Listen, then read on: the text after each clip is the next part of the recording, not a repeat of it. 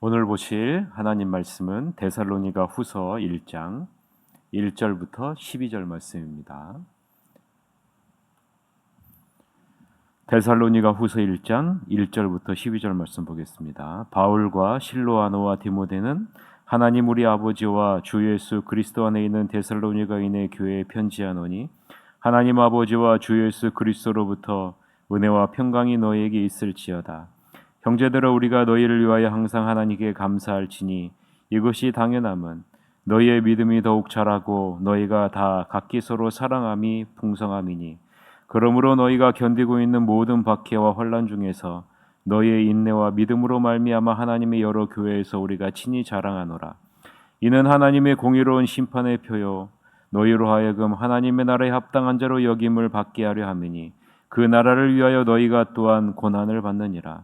너희로 환난을 받게 하는 자들에게는 환난으로 갚으시고 환난을 받는 너희에게는 우리와 함께 안식으로 갚으시는 것이 하나님의 공이시니, 주 예수께서 자기의 능력의 천사들과 함께 하늘로부터 불꽃 가운데 나타나실 때 하나님을 모르는 자들과 우리 주 예수의 복음에 복종하지 않은 자들에게 형벌을 내리시리니, 이러한 자들은 주의 얼굴과 그의 힘의 영광을 떠나 영원한 멸망의 형벌을 받으리로다. 그날에 그가 강림하사 그의 성도들에게 영광을 받으시고 모든 믿는 자들에게서 놀랍게 여김을 얻으시리니, 이는 우리의 증거가 너희에게 믿어졌음이라. 이러므로 우리도 항상 너희를 위하여 기도함은 우리 하나님이 너희를 그 부르심에 합당한 자로 여기시고 모든 선을 기뻐함과 믿음의 역사를 능력으로 이루게 하시고, 우리 하나님과 주 예수 그리스도의 은혜대로 우리 주 예수의 이름이 너희 가운데 영광을 받으시고 너희도 그 안에서 영광을 받게 하려 함이라. 아멘. 오늘은 고난은 믿음의 성장을 위한 통로다라는 제목으로 하나님 말씀을 보겠습니다. 데살로니가 전후서의 주제는 공통되게 그리스도의 재림임을 우리는 반드시 기억하고 있어야 됩니다. 그리스도의 재림, 마지막 때를 살아가는 하나님의 성도들이 어떠한 삶의 자세로 살아가야 하는지를 보여주는 것이 데살로니가 전서와 데살로니가 후서이기 때문입니다. 마지막 때를 살아가는 우리들에게 고난과 환난과 핍박이 있을 것인데, 이 고난과 환난과 핍박을 우리가 어떻게 여겨야 하는지를 보여주는 귀중한 말씀이 데살로니가 전후서입니다. 바울이 데살로니가서를 보내는 이유는요, 마지막 때가 가까이 다가올수록 수많은 사람들이 미혹에 빠져서 참된 신앙을 버리고 잘못된 신앙으로 나아가기 때문입니다. 데살로니가 교회에서 많은 사람들이 그리스도의 재림의 때를 함부로 판단해 모든 재산을 처분하고 임박한 그리스도의 재림을 기다리는 잘못된 모습으로 나아가기 때문이죠. 그래서 바울은 데살로니가 전후서를 통해 그리스도의 재림은 절대로 갑자기 임할 수 없고 먼저 징조가 있을 것임을 계속적으로 강조하고 있는 것이죠. 그리스도 재림 이전에 무슨 일이 일어납니까? 적그리스도가 먼저 곳곳에 나타나고 많은 사람들을 미혹하는 일이 나타날 것이라고 말씀하죠.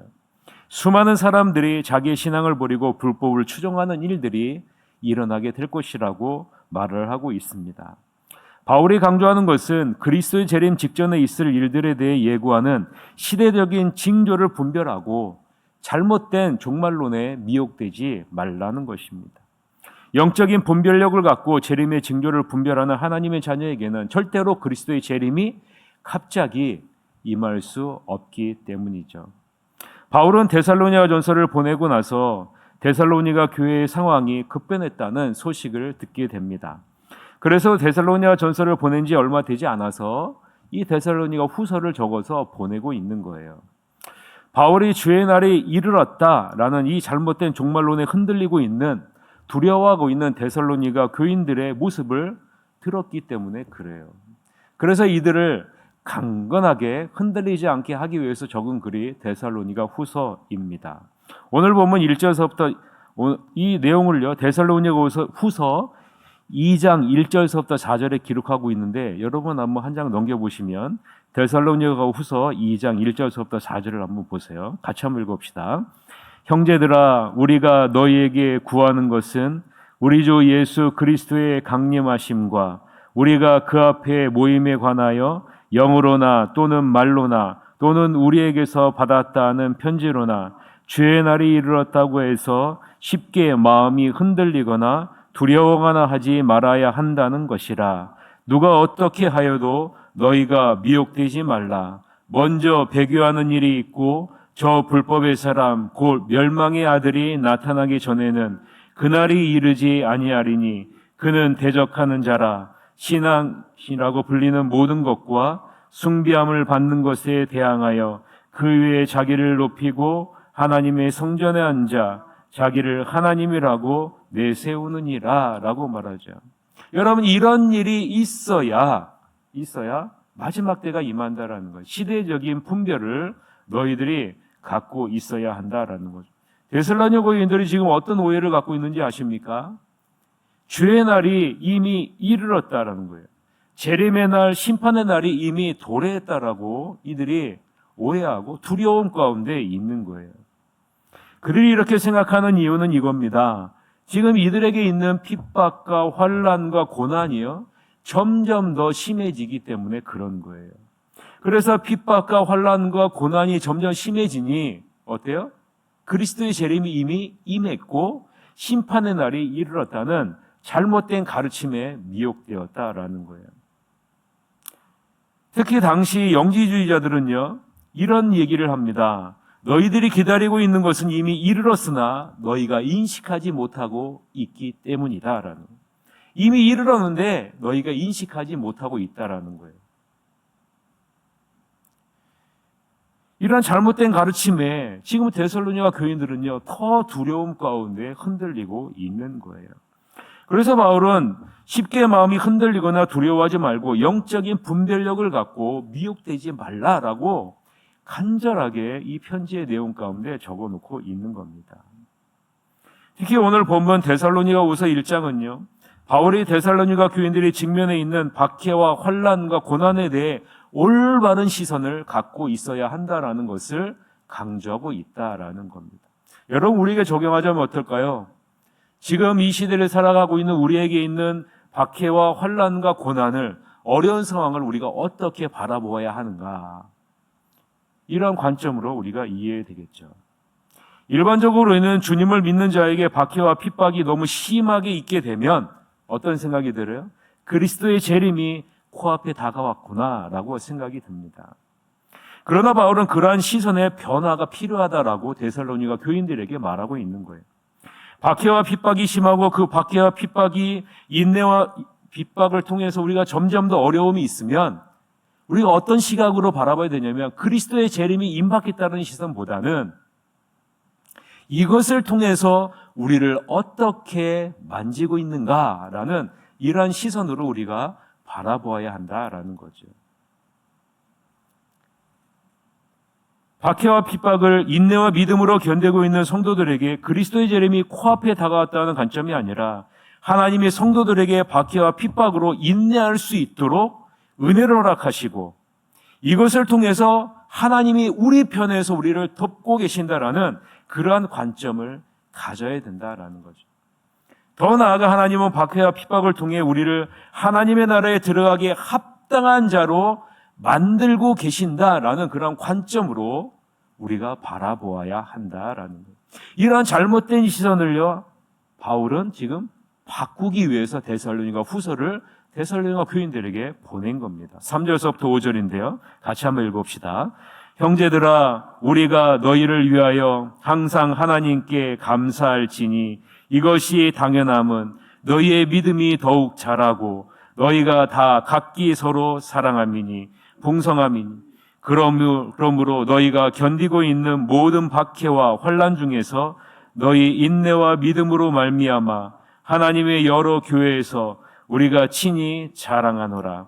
이는 하나님의 공의로운 심판의 표요 너희로 하여금 하나님의 나라에 합당한 자로 여김을 받게 하려 함이니 그 나라를 위하여 너희가 또한 고난을 받느니라 라고 말합니다. 바울은 데살로니가 교인들이 박해와 환난 중에서 인내와 믿음으로 견디는 것을 지금 칭찬합니다. 그리고 격려하죠. 그리고 이러한 모습이 바울에게는 자랑이라라고 말합니다. 박해와 환난은 하나님의 공의로운 심판의 표요, 하나님의 나라에 합당한 자로 여김을 받게 하려는 하나님의 섭리가 있는 것이라라고 지금 바울이 강조하고 있는 겁니다. 이것을 자꾸 그리스도의 재림과 연결해서 그리스도의 재림과 심판이 이미 임했고 임박했다라는 그러한 관점으로만 가져가지 말라라고 말하고 있는 겁니다. 박해와 환난의 상황을 인내와 믿음으로 견디게 하심으로 하나님이 누구의 편이신지를 분명하게 보여주고 있지 않느냐라는 거죠. 그리고 박해와 환난을 인내와 믿음으로 견디게 하심으로 하나님의 나라에 합당한 자로 우리를 만들어 나가고 있지 않느냐라고 지금 말하고 있는 겁니다.